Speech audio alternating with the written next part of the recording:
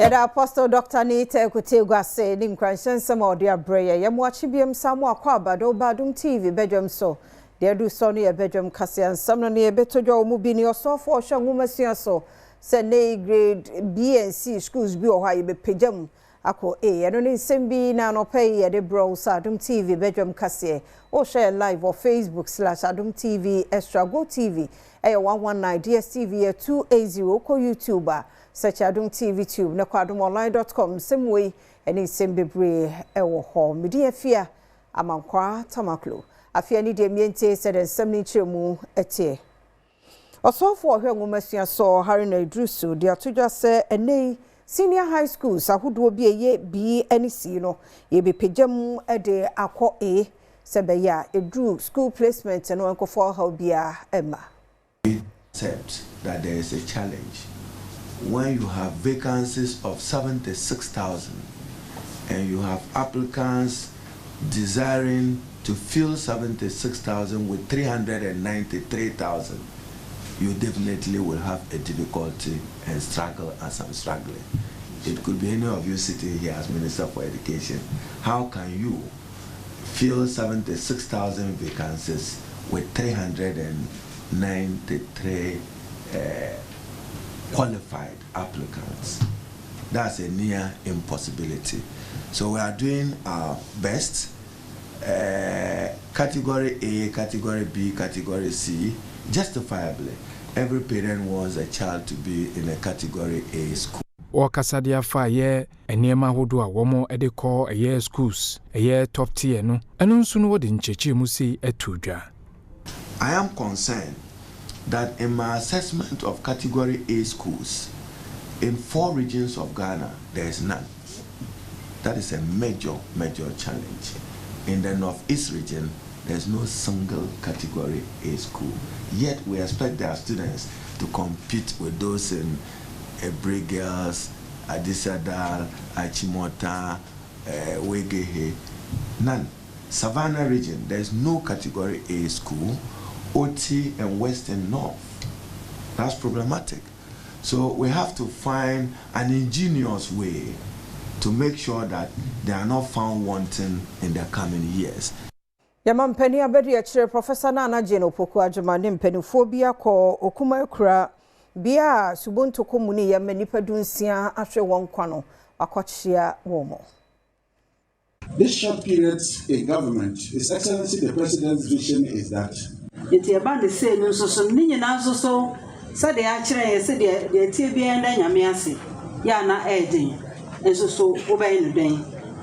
They are as some I bet no, Anya and Yaya some day. Name on Nessie beside will say, and I'm on Benny be too. It's not say a banny ever say. Baby, I some Nessie to cry, I will him fan. And yet, Dan, a Baba say, and a campaign near the Numania, Sunny, dear. And no mirror, Nemum, we are no we are. Nipper now no more at a chair minus so. Or have been no moon. I'm a near Bena Abba. Into a baya, where they the entuma of Bomodiano. Then you na yabe boom. Na yachi a home every near her, Nim say, ye call the same. Hono mampenya bedi chi sande to manfo nyina nim sada roma enhye yahodo ye de agu so manfo endi so abra wono mo ebefro won kododo atwansu no onhwa se obidi so se ne be ya daachi bia no ensem se ye ntibi sanso safasa konya no so ede nema hudu bi ekomaya osande 200,000 Ghana cedis emabusuafo se wono mo ensom ne mbo a wono mo eyi ntutu ye eho ya na esese e shebes ki mpacho ka obi mfa bi life jacket Ebiana wote seme ka wunyanka ho we ni beto baby menhye ye besre pa ye pamucho yenhye na ewokwan a ebo nipa ho ban enti said am sesa kan ya no say ensuo no so no you different kinds of transportation enti nka wa mo ye trotro na mo ye gobo ya ne ade wonsu no so no ko bi betenemu a na ya hwe se osibi was Komokrono no so for share transport so Joseph Nepe and so call her watch mo say one day she guna kwan so sabeya near see e bi nsi bie ni tissue wo fra utade no eso This short period in government, His Excellency the President's vision is that we add to the education that has been going on over the years, compliance and enforcement. Because of this, we have opened an operational office at Pando Toko, a search and rescue vessel that will help in times of accidents on the water lake. We are also recruiting safety officers and posting them to the coastal communities that are along the water lake.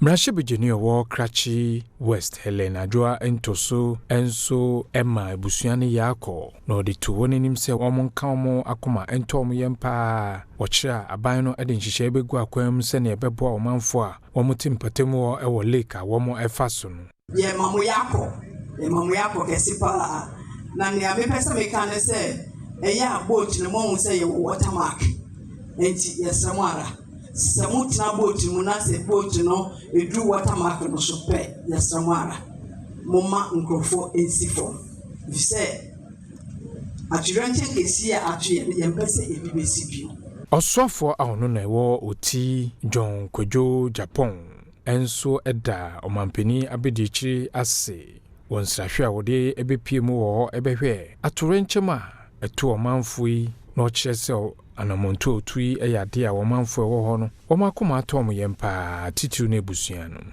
A true demonstration of compassion and solidarity with the grieving families. As a region, we stand united in our grief and we draw strength from your presence and the government's continued support. We pray for comfort for the bereaved families and quick recovery for the injured. Yet was so concern from the National Anti-Illegal Mining Operations Secretariat no one task force no ayo operation bi wo mining site ahodwa e wo poyamantemo na emia bia wo mo hwe ye odan kwanta wo brem central ene akentin saman kese empotamo ho ne odo wani hunu ye eni NAIMOS operation a womo ye no womo hwe eye bebi mienu odan enkwanta e wo brem central municipality ana akantin ewo asaman kese ensema womanfo edema womo no na ma tax force efreye odan enkwanta na ho ana womo hu se efidie ya womo editu egudie excavators yi womanfo de akohyewo etu egudie kwanbone so eye galamse yi bi na bra team no ekodu ho no womanfo womo tu egudie edwane ye womo eja womo akade ewo ho na baako ekota enwurem galamse a na womo ye no eyade a womo ede ase kuayo a ekoso ho no womo ase insuo ni kura insuo a etene ede ko eye river brim excavators minu a womo eje ye no womo eyi eye monitors womo ene ni control board de etoso miensa no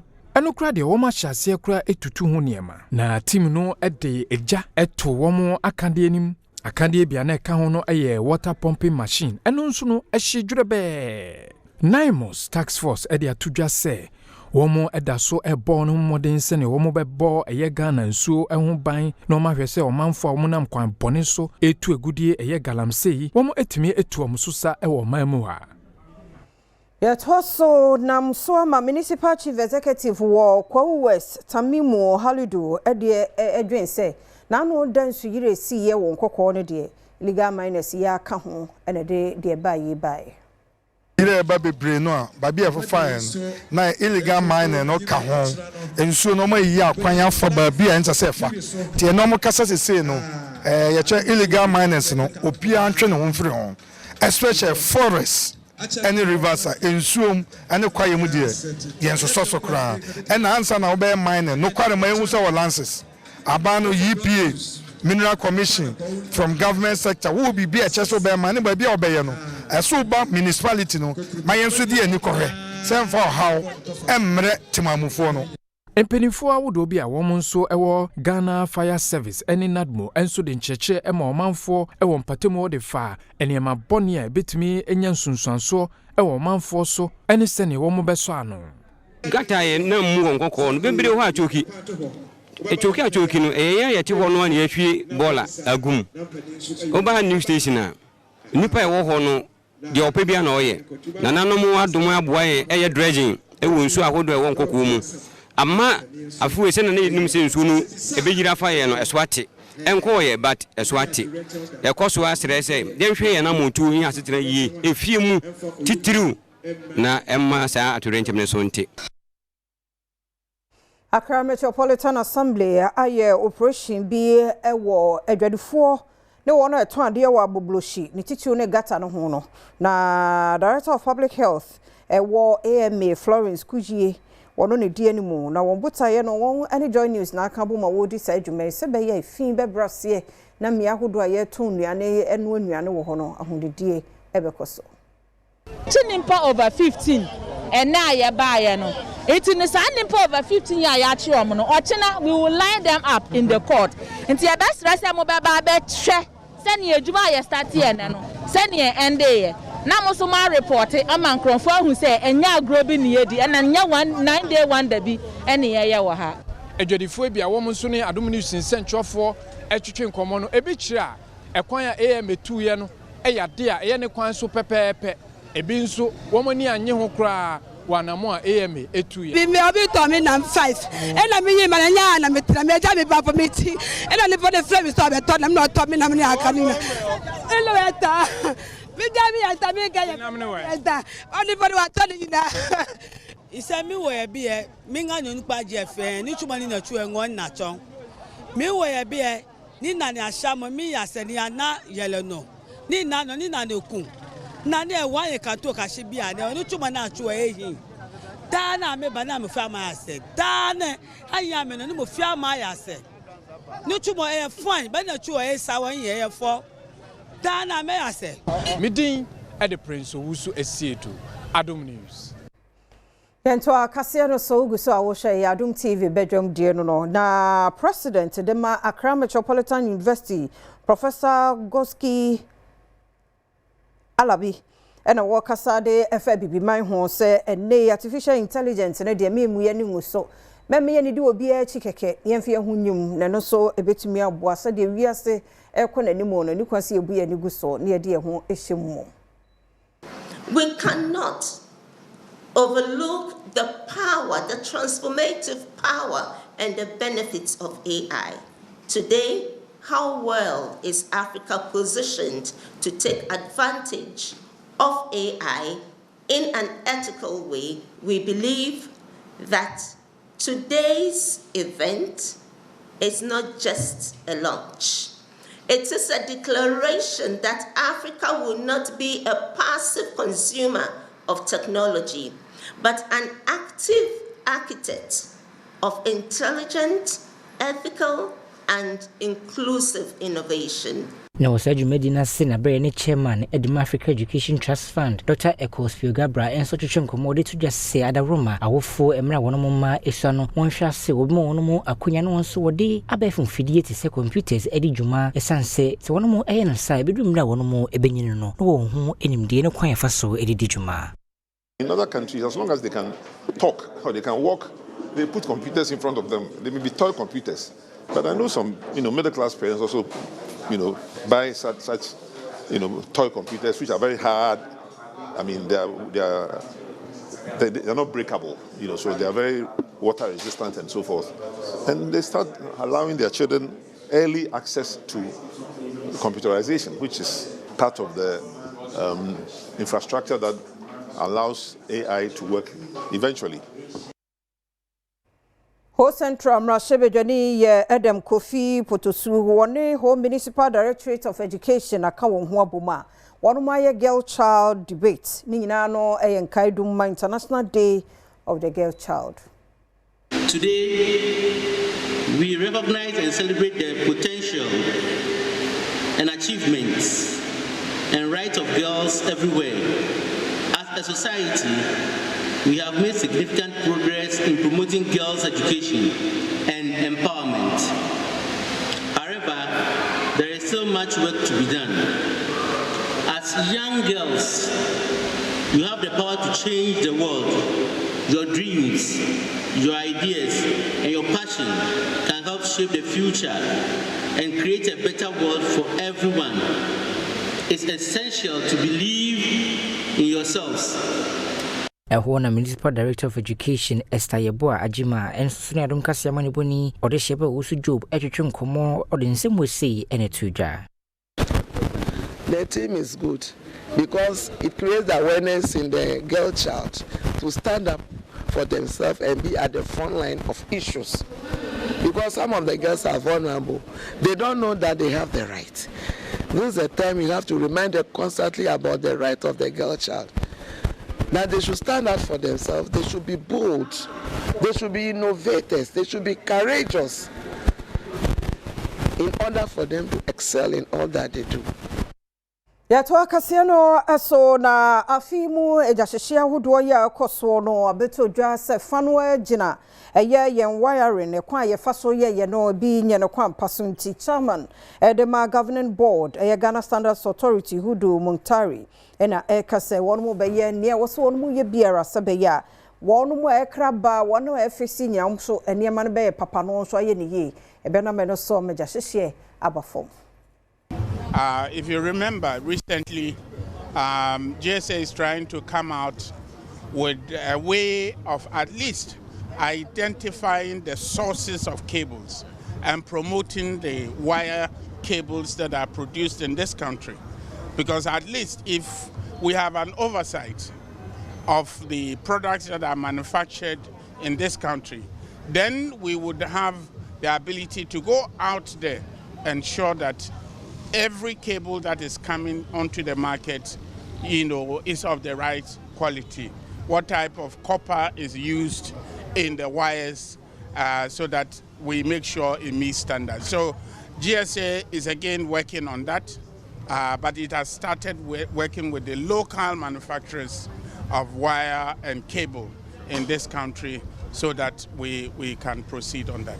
Ehona hudu Muktari esan editor manfo no so to san huma yedi wonjuma nyina enemu se we probably do not have all the resources to make sure that we are able to police the market adequately. So what we try to do is to encourage consumers, all of us are consumers, to make sure that you ask the manufacturer or you verify to see if products conform to the standards of the GSA. For that, you may need to look for the standards label. Yenye no so na Adom TV Badwam kase na ha na brama kwan na no pay DSA emre ne adaje a wode ma yenti yedase nyamishira no nyo kese yamo akwa basonko ne titu no wo afei na wode afidie no ato ha no ye by 5:30 se Badwam TV ne de wona ehwe koradu adanse ye mpon ba Badwam de 5:30 ye ba 5:45 Apostle Dr. Nite Kutiguba no obehye nkran owi a 6:550 na ese news no so ato aso eno na ye wie ya Madam, you dear good moon, some the one crata online, any health tips. It was we a dear mamma, Tiaja, Radiadom young corner, then so memorandum, so they don't look like their problem at all. Show one was a heavy and I am Panso, Namia Dom. I will cry, or my Jim Mamma, for no one take charge. Timemrantia Papabi, go for Japadi. Me mama change afia joso so for mama ya joso obi mame nyame adom obi sister obi ba bia de nyina nyame adom de nyame aseso ho ye se pink ne no na anemu kosa o da be na ma se pink e no na me se pink me ken nenne dem se twi ni so sa ku ye ni bi na nya pink na shi na se bia wo kan ye no se wo de pink bi no na anemu sa asif mayebi na me what you say phrase ne busa na search your kan ye chese asemni anya asemni kwesi ye tre wade am na me ado three madam say kase yo keke na twa so de kase me ase ono wo be kan we wanka odo ye de nyame ase sa na emu na no na ji se woni ne hyede mai ho be de woni me hyede mai de and that's a make sure say ya wafo woni me hyede mai de be sa na tree woni me hyede de asa mo yeso de mbe mo twe de dabi ya nya hwe manso na so yi anu aye movie on e boy ba hwe ye nya do me hyede na hwe